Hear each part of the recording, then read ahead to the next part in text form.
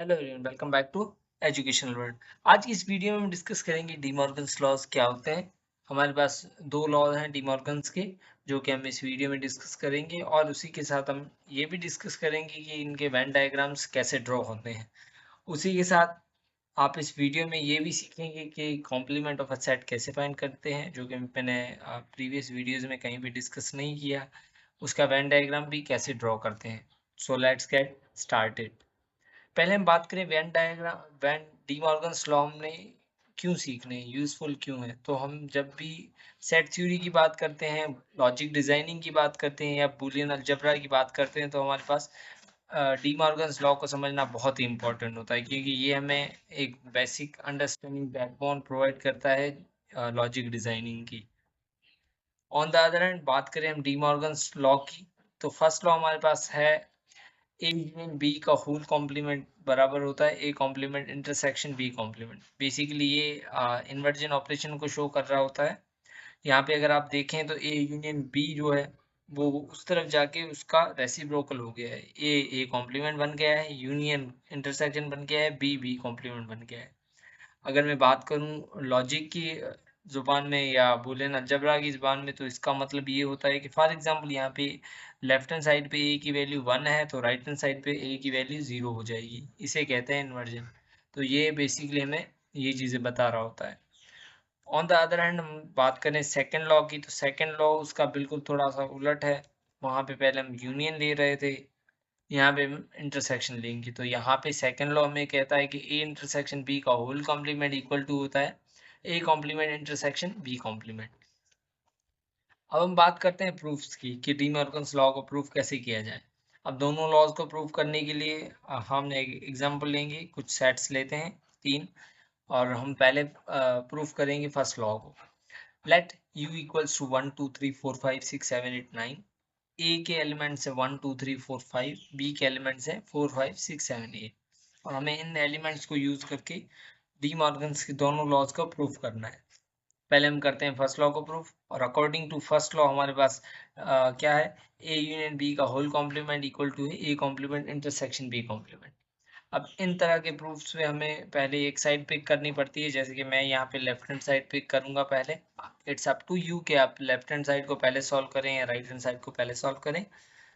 अब left hand side हमारे पास है ए यूनियन बी का होल कॉम्प्लीमेंट। अब कॉम्प्लीमेंट का मतलब ये होता है कि आप कॉम्प्लीमेंट जब भी किसी सेट का फाइंड कर रहे होते हैं तो उस सेट को u के एलिमेंट में से माइनस कर दें। यहाँ पे u हमारे पास यूनिवर्सल सेट है विच इज सुपर सेट। उसमें से अगर हम उस सेट को किसी भी स्पेसिफिक सेट को माइनस कर दें, जिसे मैथमेटिक्स में डिफरेंस ऑपरेशन कहा जाता है, तो वो उसका कॉम्प्लीमेंट बन जाएगा। फॉर एग्जांपल यहाँ पे हमें फाइंड करना है लेफ्ट हैंड साइड पे ए यूनियन बी का होल कॉम्प्लीमेंट। तो हम ए यूनियन बी को पहले फाइंड करेंगे और उसका जो आंसर आएगा उस एलिमेंट्स को यू में से माइनस कर दें तो हमारे पास ए यूनियन बी का होल कॉम्प्लीमेंट आ जाएगा। Let's find A union B first.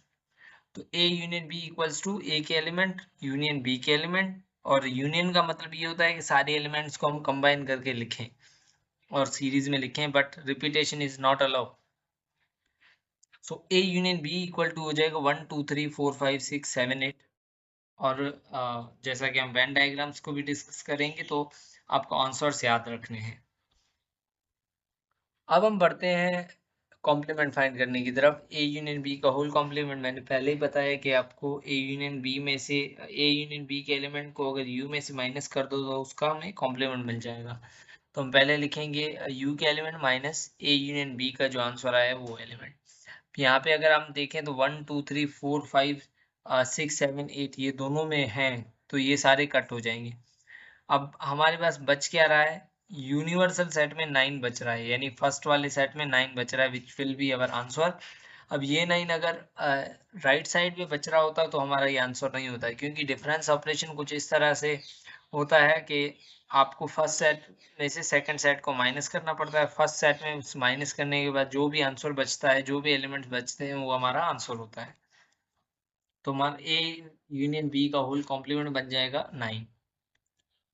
अब हम बात करते हैं राइट हैंड साइड की, यानी हमने लेफ्ट हैंड साइड को पूरा सॉल्व कर लिया। अब राइट हैंड साइड को सॉल्व करते हैं which is A complement intersection B complement. तो हमने पहले ए कॉम्प्लीमेंट फाइंड करना है, फिर बी कॉम्प्लीमेंट फाइंड करना है, दोनों का जो भी आंसर आएगा उसका इंटरसेक्शन ले लेना है। तो ए कॉम्प्लीमेंट बराबर होता है यू माइनस ए के। क्योंकि मैंने पहले ही बताया कि कॉम्प्लीमेंट जिसका भी फाइंड करना है उस सेट को यू में से माइनस कर देना है। तो हमें ए का कॉम्प्लीमेंट फाइंड करना है तो यू में से ए को माइनस कर देंगे। अब ए के एलिमेंट है 1 2 3 4 5, यहाँ से 1 2 3 4 5 दोनों में से अगर मैं काट दूं तो मेरे पास यू में बचते हैं 6 7 8 9, which will be our A complement का answer. On the other hand बात करूं मैं बी कॉम्प्लीमेंट की, तो यहाँ पे u माइनस बी बन जाएगा। बी के एलिमेंट है 4 5 6 7 8, u में से मैं 4 5 6 7 8 अगर माइनस कर दूं तो मेरे पास बचता है 1 2 3 और 9। तो ये मेरा बन जाएगा बी कॉम्प्लीमेंट का आंसर। रिमेंबर ये आंसर आपको याद रखने हैं। और अब हम फाइंड करेंगे finally A complement intersection B complement. A complement का आंसर आया 6 7 8 9, इंटरसेक्शन बी कॉम्प्लीमेंट का आंसर आया था 1 2 3 9। दोनों में से इंटरसेक्शन में हम कॉमन देखते हैं, तो कॉमन कौन है 9 है, तो वो हमारा आंसर होगा। ये होगा हमारा फर्स्ट लॉ प्रूफ। अब बात करते हैं सेकंड लॉ की तरफ।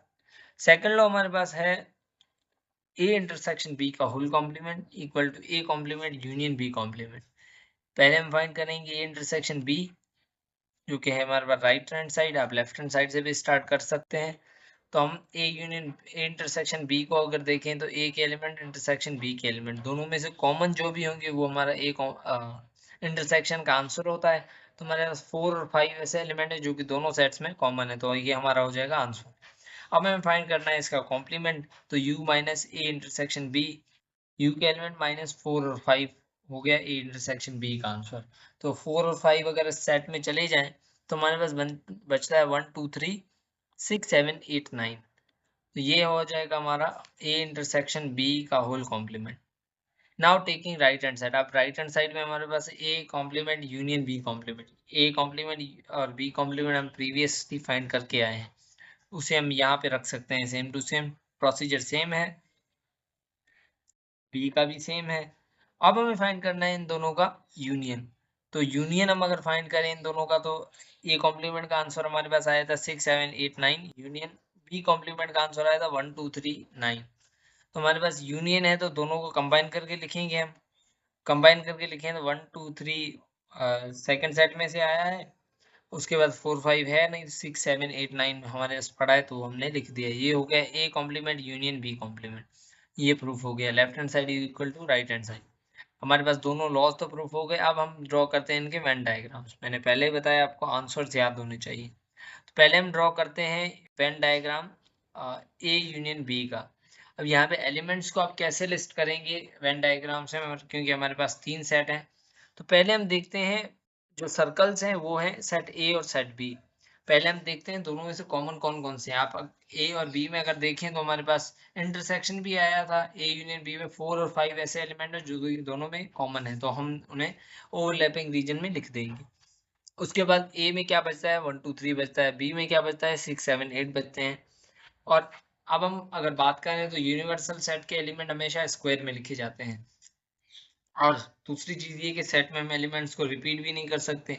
तो 1 2 3 ऑलरेडी लिखा जा चुका है, 6 7 8 ऑलरेडी लिखा जा चुका है, 4 5 भी लिखा जा चुका है। अब यूनिवर्सल सेट को अगर हम देखें तो 1 2 3 4 5 6 7 8 9 ये सारे लिखे जा चुके हैं। 9 एक ऐसा एलिमेंट जो कि नहीं लिखा गया और वो है यूनिवर्सल का पार्ट, तो वो हम लिख देंगे इस स्क्वायर में। अब हमें ए यूनियन बी का आंसर देखना है। ए यूनियन बी का आंसर क्या आया था हमारे पास, वो आया था 1 2 3 4 5 6 7 8। तो 1 2 3 से लेके 8 तक जो भी एलिमेंट है वो हमने हाईलाइट कर देने हैं, क्योंकि वो हमारा आंसर था। तो वो मैंने हाईलाइट कर दिए। तो ये हो गया हमारा Venn diagram A union B का। अब उसका कॉम्प्लीमेंट का वेन डायग्राम कैसे होगा वो हम देख लेते हैं। एलिमेंट सेम रहेंगे। ए यूनियन बी का कॉम्प्लीमेंट का आंसर क्या आया था, वो आया था 9। तो 9 को हमने हाईलाइट कर देना है, यानी वो सारा पोर्शन जहाँ पे 9 है वो हाईलाइट हो गया। ये हो गया हमारे पास ए यूनियन बी का होल कॉम्प्लीमेंट का वेन डायग्राम। अब हम फाइंड करते हैं वेन डायग्राम ए कॉम्प्लीमेंट का, क्योंकि राइट हैंड साइड हमारे पास थी ए कॉम्प्लीमेंट और बी कॉम्प्लीमेंट और उन दोनों का इंटरसेक्शन। तो ए कॉम्प्लीमेंट का आंसर हमारे पास क्या आया था, ए कॉम्प्लीमेंट का आंसर आया था 6 7 8 9। तो 6 7 8 9 जहाँ पे है बी है उन्हें उस पोर्शन को हाईलाइट कर देना है हमने। On the other hand B complement का आंसर क्या आया था हमारे पास 1 2 3 9। 1 2 3 और 9 जहाँ पे भी है उस पोर्शन को आप कर दें हाईलाइट, तो वो हो जाएगा हमारा बी कॉम्प्लीमेंट का answer. On the other end हमारे पास फाइनली है A complement intersection B complement. दोनों का इंटरसेक्शन क्या आया था हमारे पास? 9 आया था, तो 9 हो जाएगा हाईलाइट। फर्स्ट लॉ तो प्रूफ हो गया। अब बात करते हैं सेकंड लॉ की। सेकंड लॉ में हमने ए इंटरसेक्शन बी पहले फाइंड किया था। उसमें क्या किया था? कॉमन एलिमेंट हमारे पास थे 4 और 5, तो 4 और 5 को हाईलाइट कर दें। ऑन द अदर एंड हमारे पास जो था फाइनल स्टेप या नेक्स्ट स्टेप, वो था ए इंटरसेक्शन बी का होल कॉम्प्लीमेंट फाइंड करना। ए इंटरसेक्शन बी का होल कॉम्प्लीमेंट हमारे पास क्या आया था? ए इंटरसेक्शन बी का होल कॉम्प्लीमेंट आया था 1 2 3 6 7 8 9। तो वो सारे एलिमेंट जो कि ए यूनियन बी का होल कॉम्प्लीमेंट में है उन्हें हाईलाइट कर देंगे हम, और बाकी जो नहीं है उसे छोड़ देंगे। तो ये हो गया हमारा ए इंटरसेक्शन बी का होल कॉम्प्लीमेंट का आंसर।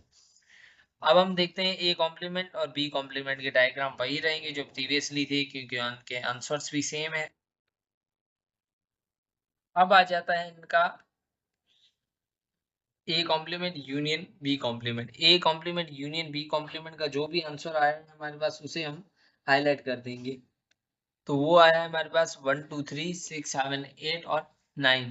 तो ये दोनों लॉज हमारे पास वेन डायग्राम के थ्रू भी प्रूव हो गए हैं।